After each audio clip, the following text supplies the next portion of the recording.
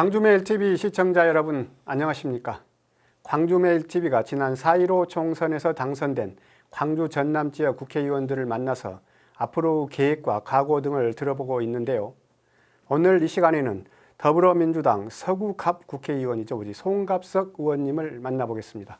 안녕하세요. 반갑습니다. 네, 반갑습니다. 네, 반갑습니다. 송 의원님은 광주 지역 8명의 국회의원 중 유일한 재선 의원이시잖아요. 네. 지난 4.15 총선에서는 민주당 당 대변인도 맡으셨고 민주당 식당위원장도 맡으셔서 그 어느 의원보다도 좀 책임감을 느끼겠습니다. 네, 우선 저희 광주 시민들께 감사하다는 말씀부터 드려야 될 것 같습니다. 물론 총선이 끝난 지가 2달이 조금 넘었습니다. 그럼에도 불구하고 지난번 20대 총선 때는 저희 민주당이 광주에서 단 한 석도 얻지 못했습니다. 또 전남 10개 선거구 중에서는 한 석만 저희 민주당이 얻었었는데 이번에 정말로 큰 성원과 지지로 광주 전남의 전 의석을 당선될 수 있도록 만들어주신 시민 여러분, 도민 여러분들께 먼저 감사하다는 말씀부터 드려야 될 것 같습니다. 그 송 의원님 사실 그 당 대변인도 주요 보직이잖아요. 네. 근데 좀 재선 의원이 맡으신 것도 좀 제가 보기에는 사람이 드무셨던 것 같은 것 같고 당 대변인은 당직자 중에서 매우 바쁜 보직 중으로 분류가 되는데 통상 일정이 어떻게 됩니까? 요즘은 예전보다는 신문 방송사 또 신문도 지면 인터넷에서 방송사가 엄청나게 늘어났습니다. 또 관련해서 국회를 출입하는 기자들도 뭐 한 4년 전, 5년 전에 비해서 많이 늘어났고요. 그래서 일주일에 제가 당 대변인으로서 활동해야 되는 일주일에 시간이 3일 동안은 제가 책임지고 활동을 해야 돼서 네, 국회에서. 그러다 보니까 정말로 많은 논평도 내야 되고 또 많은 매체들의 기자들을 하고 직접 통화도 해야 되고 그래서 사실은 제가 저희는 막 당번 맡는다고 하는데요. 당번을 맡게 되는 일주일에 3일 동안은 정말로 하루가 어떻게 지나가는지 모르고 어쩔 때는 밥도 제대로 못 먹고 지나가고 네, 그렇습니다. 우리 송 의원님은 전남대 학생회장을 역임을 하셨잖아요. 또 전대부장 출신이시죠. 그래서 민주화 운동에도 참 많이 기여를 하셨는데 지금 국회의원분 중에서 우리 학생운동을 하셨다가 국회에 당선된 분들도 꽤 좀 되시죠? 많습니다. 뭐 전체적으로는 연령대도 그런 것 같습니다. 지금의 50대가 87년 6월 항쟁의 주역 세대거든요. 예, 그래서 아무래도 87년 6월 항쟁 때 학생운동이든 사회운동이든 그 현장에 있었던 사람들이 그 이후에 뭐 다양한 활동을 통해서 어떤 민주화에 대한 경험도 많이 축적이 됐고 또 그걸 바탕으로 해서 정치권에서 많이 진출을 했고 하기 때문에 굉장히 많습니다. 뭐 광주도 많고요. 또 전남도 꽤 되고 그래서 이제 단순히 뭐 많다 예전에 동지들이 많다 많아서 좋다 이런 걸 넘어서서 그만큼 책임감이 저희한테 커졌다라고 생각을 합니다. 우리 송 의원님은 이제 재선 의원이신데 사실 재선이면 4년 전이 아니고 2년 전에 보궐선거로 해서 재선이 되셔서 이제 국회의원 되셨는데 개인적으로 언제부터 이제 정치를 해야 되겠다 이런 생각을 하셨습니까? 제가 아까 2000년 선거 때 맨 처음 정치에 입문했다라고 말씀을 드렸는데요. 정치를 해야 되겠다라고 결심을 한 것은 그 즈음이었던 것 같습니다. 1999년, 그 다음에 2000년 이것을 경과하면서 결국 예전에 제가 학생운동을 했을 때는 거리에서 또 투쟁을 통해서 많은 것들이 쟁취되는 시절이었습니다. 그런데 그 민주화를 이제 지나고 나서는 합법적인 공간, 그러니까 국회, 뭐 지방의회, 중앙정부, 또 국회 이런 곳에서 이제 다종다양한 많은 사람들의 이해와 요구를 반영시키는 걸로 우리나라가 발전돼 갔거든요.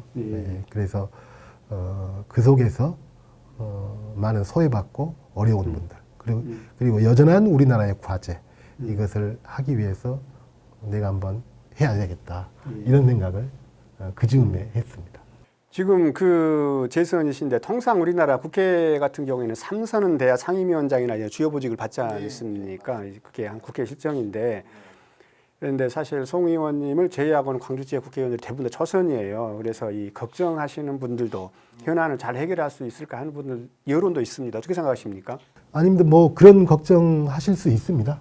당연히 하실 수 있고 그다음에 저는 이번 선거 결과가 민주당의 압승 이것도 있지만 그에 못지않게 드디어 광주와 전남에서 세대 교체가 이루어졌다라고 하는 것이 가장 큰 의미라고 생각합니다. 근데 세대 교체가 이루어지다 보니까 당연히 초선들이 많을 수밖에 없는 이런 상황인데요. 근데 광주 지역만 놓고 봐도 그 초선들이 어느 날 갑자기 그냥 어디에서 영입돼서 들어온 사람들이 아니라 구청장 출신도 있고 청와대 출신도 있고 광주시 부시장 출신도 2명이나 되고 그래서 여러 다양한 곳에서 충분하게 경험을 쌓고 오신 분들이기 때문에 저는 오히려 초선이라고 하는 것이 약점으로 작용한다라기보다는 초선의 열정이 오히려 저는 강점으로 작용할 수 있다라고 생각을 합니다. 그리고 이제 덧붙이자면 광주 전남 18명의 국회의원 중에 1명이 3선이고요. 네, 1명이 3선이고 4명이 재선이고 나머지가 초선입니다. 이제 광주에서는 저 혼자 유일하게 재선이고 7명이 초선이고요. 그래서 지금 저 같은 경우는 이제 내정은 됐고 지금 국회가 아직 정상화 안 돼서 선출 절차는 앞두고 있는데 산업통상 중기벤처위원회의 여당 저희 당 간사로 현재 내정이 됐고요. 그다음에 전남의 서삼석 의원 같은 경우는 농해수위 간사로 내정이 된 상태이기 때문에 그런 점들은 어느 정도 좀 보완할 수 있을 것 같습니다. 사실 이렇게 방금 말씀하신 것처럼 현안들은 많은데 잘 아시는 것처럼 20대 국회는 역대 최하 국회라고 할 정도로 생산성 측면에서도 그렇고 여러 문제가 많았었잖아요. 그래서 21대 국회에 대한 시민들, 국민들의 기대가 크거든요. 특히 21대 국회, 20대 국회하고는 좀 달라질까요? 일단 먼저 사실은 광주 전남 현안과 관련해서는 20대 때도 상당한 성과가 저는 있었다라고 생각을 합니다. 현안과 관련해서는 네, 뭐 특히 예산 부분, 세계 수영 선수권 대회를 치르는데 그다음에 AI 직접 단지를 또 해 나가는데 이런 것들에 대한 또 그다음에 뭐 지금 또 지하철 2호선 관련된 문제랄지 예산의 문제에 있어서는 20대 국회에서도 상당히 좀 성과를 봤다라고 생각합니다. 그럼에도 불구하고 전체적으로 20대 국회, 그전 19대 국회에 대해서 어떤 국회는 동물국회다, 어떤 국회는 식물국회다라고 하면서 싸우거나 아니면 무기력하거나 이랬던 국회였습니다. 그래서 21대 때는 저희 더불어민주당의 1호 법안으로 당론으로 채택되는 1호 법안으로 일하는 국회법을 거의 지금 마지막 완성 단계에 와 있고요. 저희가 180석에 가까운 거대 여당이 됐습니다.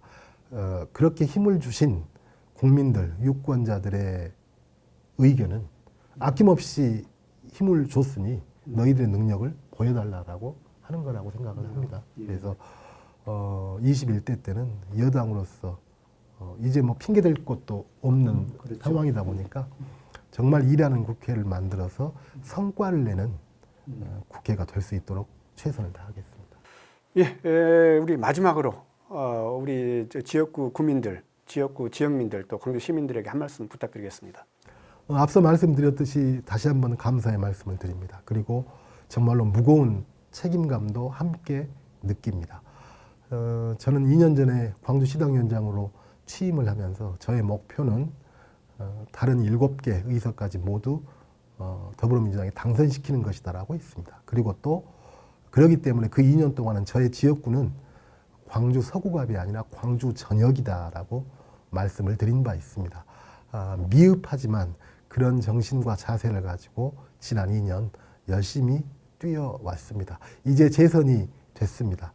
가장 중요한 것은 정치를 처음 시작했었던 국회의원을 처음 시작했었던 그 첫 마음 초심을 잃지 않는 것이다라고 생각을 합니다. 초심 잃지 않고 저에게 부여된 과제 피하지 않고 열심히 하겠습니다. 그리고 중앙 정부, 중앙 정치에서도 광주다운 의원으로서 부끄럼 없이 활동하겠습니다. 네, 송갑석 의원님이 갖고 있는 처음 마음, 즉 초심 늘 간직하시길 바라면서 또 앞으로 4년 동안 지역과 국가 발전에 최선을 다해 줄 것을 바라면서 오늘 인터뷰 여기서 마치겠습니다. 감사합니다. 고맙습니다.